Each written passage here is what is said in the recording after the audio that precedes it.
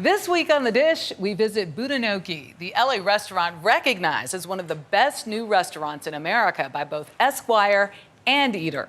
It's a Japanese-style tavern called an izakaya, and it's the brainchild of Josh Hartley, Eric Bedroussian, and Chef Dan Rabilwongse. This neighborhood hotspot has become known for its hip vibe, playful menu, and killer drinks. From the hand rolls to the yakisoba, restaurateurs Josh Hartley and Eric Bedroussian have brought a taste of Tokyo to Los Angeles with Budonoki. It's a partnership that started back in college. You're Armenian American, you are? I'm Jewish from Tennessee. Jewish from Tennessee. What was it about this sort of Japanese concept that was like where you wanted to be, how you wanted to make your mark? I actually grew up in Canada, in a really large kind of Japanese immigrant community, Chinese immigrant community. I was always surrounded by that. The blueprint for Budonoki was built on a trial-run pop-up that brought in the expertise of Chef Dan Rabilwongse. They called me up out of the blue and, we had an interview.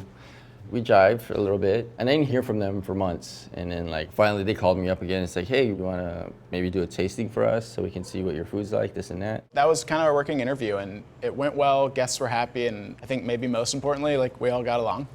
A proven chemistry, Budonoki now boasts a full house almost every night. How did people know this was it? I don't think anyone knew. It was a very slow burn. I remember the first 3 months of opening, we woke up with the same pit in our stomach every morning of is this gonna work?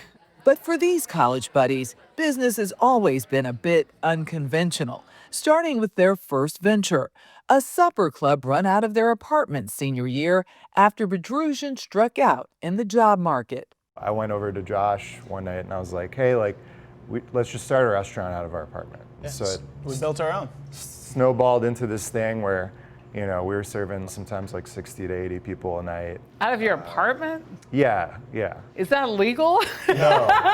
All of that helped define what they built here, a vibe that diners seem to enjoy. Its decor, a nod to nostalgia. The whole whimsical nature of the restaurant creates this kind of dichotomy of serious and unserious, and I think people really are drawn to that. That extends to their menu, a mix of novelty and tradition. So where should we begin? We started with the spicy tuna hand roll, a throwback to the familiar Japanese fare Chef Rabilwongse grew up with. This is fun. Yeah. Look at me, look at me. Look at that. Yeah, there you go. Let me see yours. Yeah. Oh, cheers. Next, one of the Thai recipes his mom made at home. Here we have our nam. This is a fermented pork sausage, kind of like Southeast Asian charcuterie, if you will. Here we have our crispy rice balls made with pork, a little bit of red curry paste. And then, so what you want to do is you grab a little rice ball here, and then you get a little bit piece of the nam on top here. And then you put a little bit of a slaw, and then it's like the perfect bite.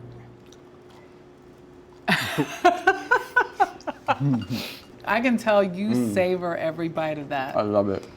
That was followed by Japanese sweet potato. I'm just And gonna then we dig cover right it, in. get in there. And we cover it with a little bit of miso butter. Oh my gosh, that is so rich. Yeah, this A one's little bit of miso butter? Rabilwongse also prepared a seafood pancake and nagima, classic chicken yakitori skewers, another favorite from his mom's kitchen. But the real showstopper, the menu item poking fun at the eatery's very name. So I understand you created this out of it's somewhat of a practical joke. It was a practical joke. One night, one of our servers was like, hey, we should dress up as an Italian restaurant for Halloween.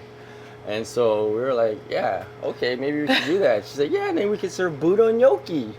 Using Korean rice cakes made to look like the traditional potato pasta. So yeah, I just want to get a nice crust on there. What we like to call crunchy. So it's Crunchy. a little crunchy, a little chewy at the same time, Is that a thing, really? Yeah. Crunchy? Crunchy, yeah. In the pan, sauteed mushrooms, garlic, thyme, and of course, butter. Oh my gosh, like 1, 2, 3, 4, 5 pads? Yeah. So we kind of let it bubble up and sizzle. You definitely got your French training. Oh yeah, definitely. This is one of my French classic glazing techniques here, yeah. The cordon bleu trained chef finished off the Budonoki with some Parmesan foam and shaved black winter truffles. How's that? It's like a warm hug, right?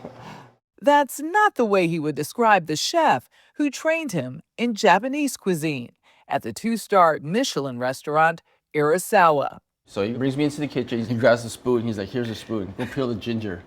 That was it. No instruction and no anything. He was like a 50-pound box of ginger on the ground. He's like, just start peeling. Peeling aside, those hands-on lessons landed positions at other high-end restaurants, from Bouchon to Tartine.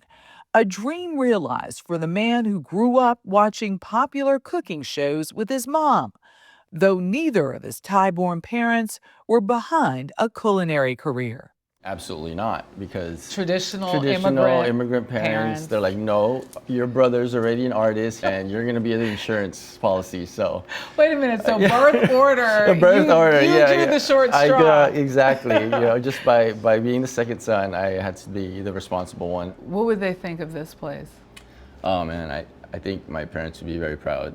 I think, my dad, just seeing my success, because he passed away when when we were opening here. And my mom, obviously where I kind of feel like I get my culinary, prowess from is, living on in the dishes that we put out here every day. I'm like, I'm like proud, I'm like kind of happy and like sad, I wish you could have seen it, But yeah, every day, it's her legacy in a plate. What better legacy to give your parents than to be a success? And share it with everyone. Oh my gosh. And this is part of the success. The drinks are like off the chain. Okay. This is an onion beer. Okay, and very slowly poured, DJ. Oops. This up. is like fruit infused sake. Okay, they call it yuzu. But you know how I don't know, is that a Boilermaker where you drop the thing? The Boilermaker, you drop it in and it But foams, this and you that's don't, what I did not because do. you pour it very slowly it's good. in. Isn't Really it good. delicious? You don't need to pour it slowly. You can pour it fast. Just don't drink it fast.